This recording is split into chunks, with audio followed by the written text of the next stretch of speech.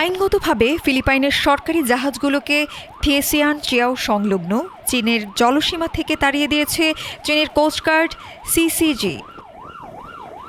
সিসিজির মুখপাত্র লিউ তেচুন জানান, হুল নম্বর 3002 ও 3003-এর ফিলিপাইন জাহাজগুলো চীনের অনুমতি ছাড়াই নানশা ছুইনতাওয়ের থিয়েসিয়ান চিয়াও এলাকায় জলসীমায় প্রবেশ করেছিল।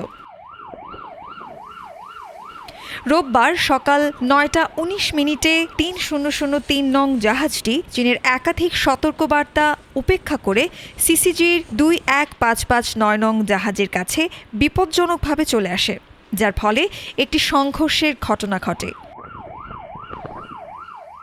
লিউ তেচুন স্পষ্ট করেছেন, পূর্ণ দায় ফিলিপাইনের উপর। এরপর সিসিজি আইন অনুযায়ী ব্যবস্থা নিয়ে জাহাজগুলোকে সরিয়ে দিয়েছে।